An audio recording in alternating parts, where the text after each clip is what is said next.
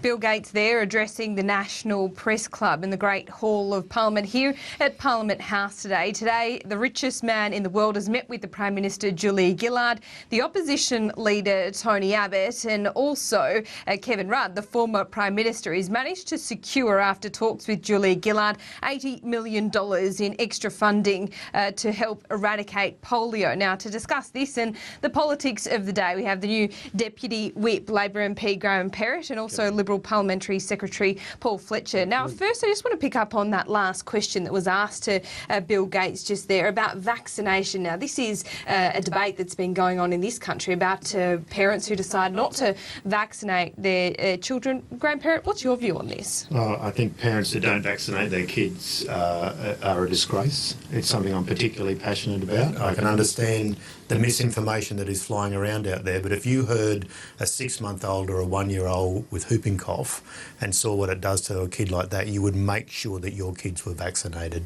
That's what every parent should do in Australia, and there's so much misinformation flying around about it that people think that you need to give a balanced view by presenting both sides. Every medical expert of any standing says vaccinate your kid. Well, Fletcher, is there any circumstance you think where parents shouldn't vaccinate their children? Well, frankly, only if you've got explicit medical advice that for some reason you shouldn't. But absent that, I think you should be vaccinating your children to protect them, and you should be vaccinating your children as part of protecting the community. And, you know, it's one of the achievements of Western science and medicine that we do have effective vaccines against so many contagious diseases, and I think it just doesn't make any sense at all not to take advantage of that. Okay, there has been some extraordinary claims overnight. We've seen the ASIO building. There's allegations that it has been hacked by Chinese hackers. Now, Graham Perrett, the government is not saying too much on this, but what can they do to alleviate concerns out there in the public? Well, Paul and I started by agreeing with each other, and we might be agreeing on this. The reality is, when it comes to the security of the nation, there's been a long tradition in Australian politics that we don't comment on security matters. Obviously, these are unsubstantiated claims aired on the ABC, but we do, ASIO, where our intelligence agencies are aware of the modern world. The internet, it makes someone like Bill Gates very rich because it's all pervasive. It's a great tool, but it does bring some challenges closer to our door. But, I've got a lot of faith in our intelligence agencies and the good work that they're doing. Okay, I think the public does accept that there has to be some secrecy around these kind of issues. But Paul Fletcher, the Greens, for example, is calling for an inquiry to get to the bottom of this. This is a pretty serious breach. This is a brand new building we haven't even moved into. So what can be done here? There were some suggestions today that perhaps it has to be pulled down. Certainly, I think this is a very concerning report. The Coalition is concerned about it. The Coalition has always had and will always have a very strong commitment to Australia's national security. Under a coalition government, the Prime Minister or Deputy Prime Minister always attended the National Security Committee of Cabinet. We learnt during the 2010 election that wasn't true of either Mr Rudd or Ms Gillard. Now, the reality is that cyber warfare, cyber espionage is a part of modern life. There is huge resources allocated to it by criminal organisations and by governments of many, many countries. China is named often, but also Middle Eastern countries and so on. So we need to make sure we are properly resourced against this threat. Just a couple of years ago, Google, one of the largest companies in the world, and IT experts, was subject to a significant hacking episode, which they went public about. That is a good indicator of the scale of the threat, and we need to be vigilant, and we need to make sure we've got the expertise and resources in key agencies, including ASIO, but also Defence Signals Directorate and other important Australian government agencies. You mentioned that Google went public. Now, big companies in Australia have been hacked: Fortescue, Rio, BHP, BlueScope Steel, another one that was named last night. Perhaps the public can understand the secrecy around government agencies, but when it comes to corporations, Graham, should it be a different story there? Well, obviously, corporations have a duty to their shareholders if there's a material change of circumstances, and that's what ASIC regulates. But we don't want to also send signals to crooks and criminals that here is a successful avenue to exploit money. I think we've had I think it was a Gold Coast medical surgery hacked into the other day in Queensland. So, look, corporations do have certain responsibilities, and obviously good government's about working with corporations to make sure that they're as secure as possible. We educate, but it's a constantly changing world. We've increased the budget into ASIO by... I was just going to get onto the budget. This has come in the context of a 4% efficiency dividend. One of your colleagues has raised concerns about this. Do you think this is the right time to be imposing this kind of... I know should these security agencies be quarantined from such cuts? Well, let's get it in context. $32 million increase in the budget for ASIO from the 1st of July. So we've got to put it in the overall context. Now, obviously, there are some challenges there, and we've put $18 billion into that portfolio since we came to government, okay? So we are well aware, we take our duty very seriously as a government to make sure that we have properly funded security agencies. However, it's a constant game, to stay ahead of the challenges, both criminal, both organised, both internal and external, and the constantly shifting nature of those, to make corporations aware. As Paul said, when someone like Google can be outflanked by criminals, that it's a constantly changing world out there, and we've got to be on guard constantly. Paul Fletcher, George Brandis yesterday was raising concerns about this 4% efficiency dividend and some of the reports the agencies had put forward about cutting staff and the like. Would this funding be something that the coalition would restore, make it the first order of business if you win come September? Well, look, the coalition is certainly struck by the fact that a Labor MP, Anthony Byrne, who's chair of the Intelligence and Security Committee, has given a speech in Parliament in which he has highlighted his concerns that ASIO and other security agencies are not adequately funded. Now, what I would say is the coalition has a long track record of providing the security agencies with the resources that they need. That's consistently been our approach, and you won't see any change to that approach in government. All right, Paul Fletcher, Graham Perrett, stay with us. We're going to take a quick break here on Lunchtime Agenda.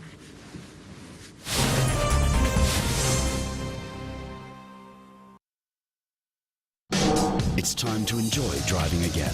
The BMW End of Financial Year event is on now. Rediscover your passion for driving with outstanding opportunities across the entire BMW range. On now for a strictly limited time. That could be a simple mistake. Or a deliberate move for a long-term advantage. Perhaps. But no, you're someone who plans ahead. I'm thinking you don't make a move unless you've thought things through. And if you don't have an answer, you'll find someone who does. ANZ Wealth Managers can help you make the right moves to achieve your long-term goals. Nice move.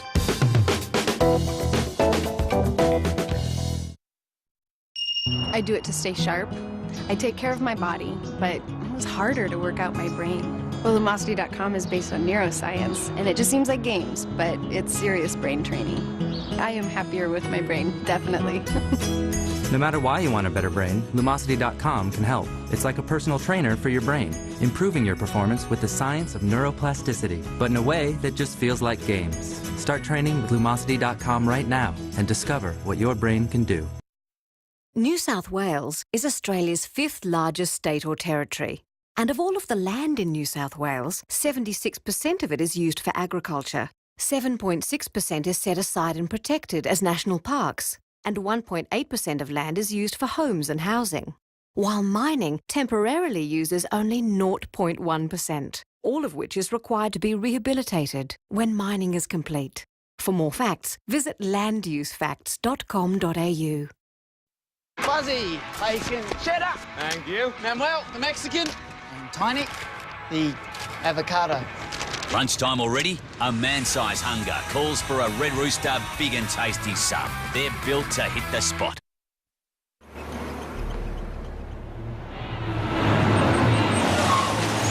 Remember when you first got your licence? At Amy, we do.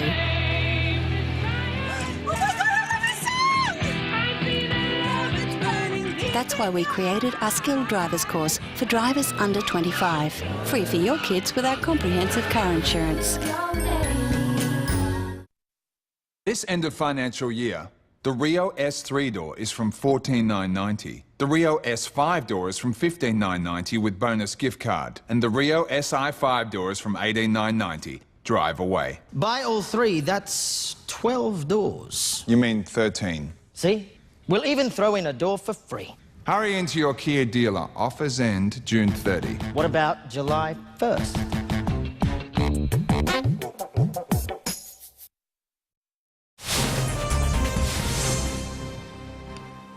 Welcome back to Lunchtime Agenda. On my panel of politicians, Paul Fletcher and Graham Perrett. Now, before the break, we were talking about ASIO, but now I want to move on to these proposed electoral law changes. This has got a few people riled up today. It appears there is some kind of gentleman's agreement in the works to change the laws around administrative funding, $1 per primary vote. Now, Paul Fletcher, I'll go to you first. Why should taxpayers be shouldering the cost of political campaigning?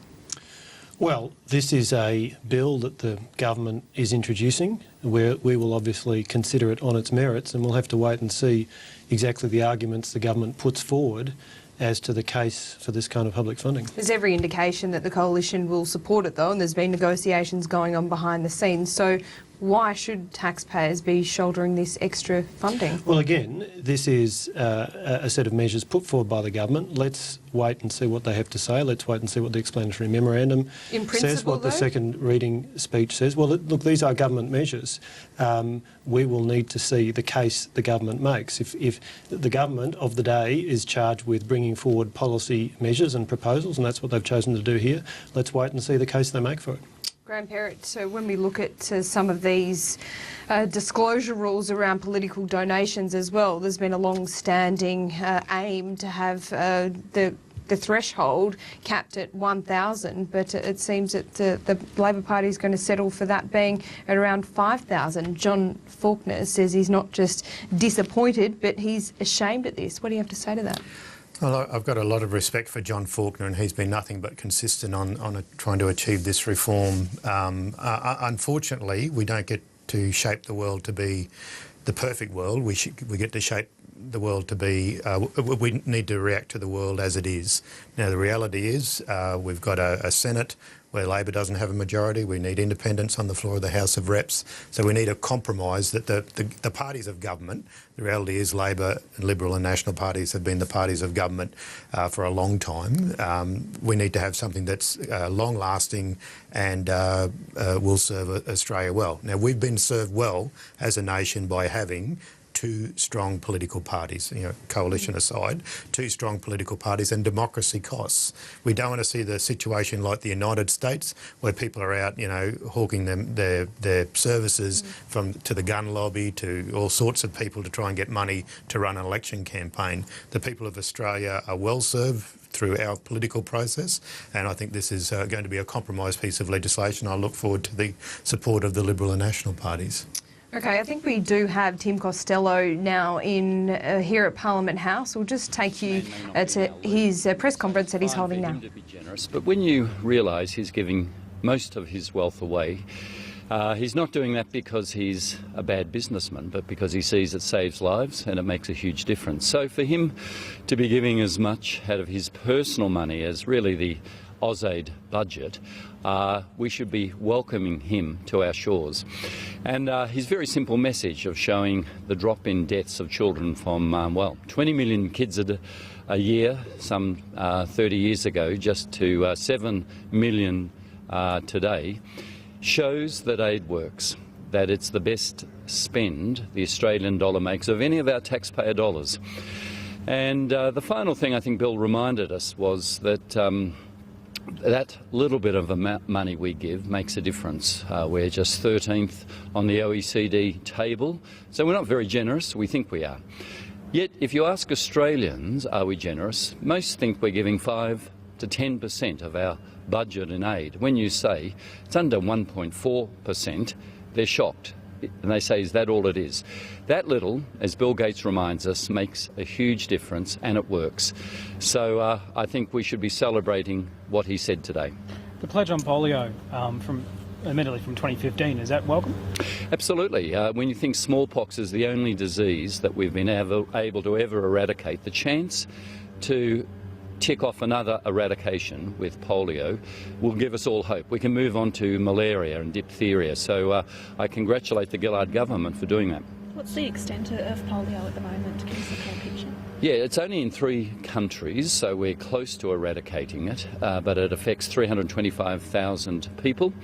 And when you compare that to the deaths from malaria, which are nearly 500,000, and pneumonia 500,000, it doesn't seem very many. But to give us confidence that we can eradicate diseases by beating another one after smallpox is the symbolic wind in our sails. And that's why I think what the Gillard government did today is really good. The government actually... That was Tim Costello from World Vision speaking there here at Parliament House in reaction to Bill Gates' address to the National Press Club. Now, I'll go back to my panel with Paul Fletcher and Graham Perrett. Paul Fletcher, today the party room has met. The coalition has agreed to drop its long-held objection to the proposed cut in the 30% health insurance rebate. Does that sit comfortably with you? Well, there are 2 bills that are going through the Parliament today. We will be opposing one of those, which would remove the private health insurance rebate from the loading component. We are reluctantly supporting the other because we face a budget emergency. The Labor government has racked up deficit after deficit, and should we come to government, we will need to get the budget under control. So we are reluctantly, because of the budget emergency, not opposing one of the 2 measures that are being introduced today on private health insurance. If these are reluctant oppositions, as it is with the scrapping of the baby bonus, shouldn't the coalition be giving voters some kind of timeline for reinstating these measures? If it's only an emergency measure, doesn't that mean that they should be reinstated eventually? Well, we are called upon to make a decision as to how we vote on particular measures that the government puts before the Parliament. We've made clear what we're going to do and why, but Australians will also know that the coalition has been a long-standing and consistent supporter of private health insurance, because we know that the more Australians who have private health insurance, the less pressure there is on the public hospital system and on the Commonwealth budget. Now, Tony Abbott appears to have put his foot down in the party room meeting today as well. There's still some dissent over his paid parental leave scheme. Are you at all concerned that you're 4 months out from an election and still not everyone within the party is on board with this policy?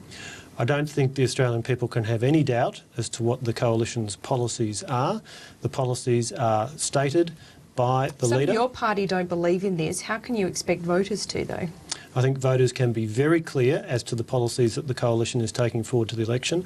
And can I also say we are rolling out specific and very detailed policies in a range of areas week after week, month after month. We've had a very detailed broadband policy, a very detailed policy on workplace relations, and you will see continued policy detail from the coalition. So people will be very clear on what we stand for. All right, Graham Perrett, detail on the Gonski school funding reforms has been a topic of conversation for the last few days. Now, there's not yet a national plan. New South Wales has signed on, Tasmania, South Australia getting close, sure, but there's still no detail on next year's funding for Catholic and independent schools. Why not?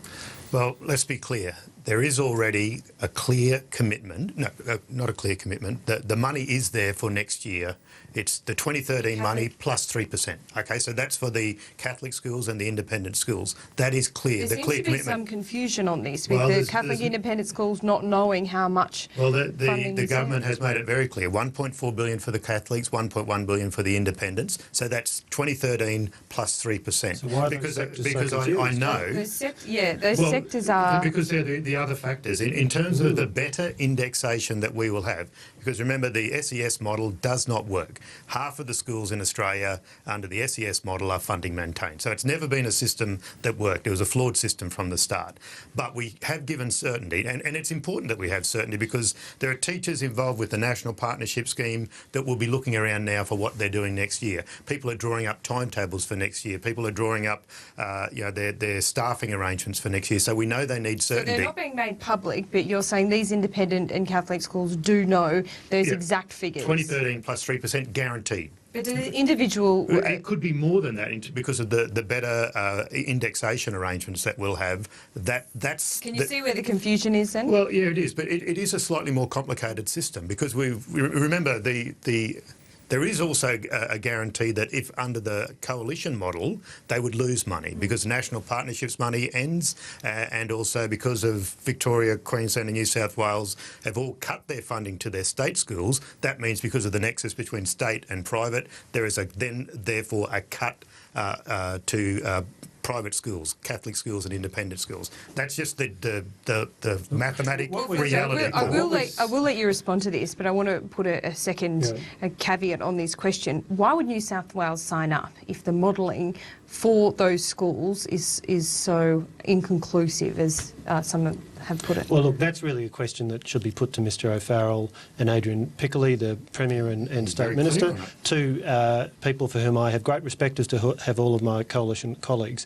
But the issue is that there is enormous confusion as to what is actually on offer from the current Labor government in terms of funding for both state schools and Catholic and independent schools. The Catholic and independent schools are quite unsure of what arrangements will be in place next year. And as we get, we're within 7 months of the end of the year and the start of a new year. They're trying to draw up their plans and budgets for next year, and they have very little certainty as to whether the existing indexation arrangements are going to be maintained. And then in terms of what's being provided in totality... Adrian Piccoli seems to be confident that these numbers will come within the next few days. So then would the coalition be satisfied? Well, again, let's just look at what has been said publicly and what's in the budget papers. What's in the budget papers shows that until 2017, the amount of new money is tiny, and so people are being asked to take this on trust. The states are being asked to take less money for the first 4 years, but great news, you'll get more in years 5 and 6. Surprise, surprise, some people are very sceptical about that. Graham Perrett, Paul Fletcher, you have to get to question time. Smart states know a good deal when they see it. I'm hoping Queensland, Victoria and others will sign up. Gentlemen, thank you so much. Get to question time, and that is for lunchtime. That is it for Lunchtime Agenda. We now take you to the floor.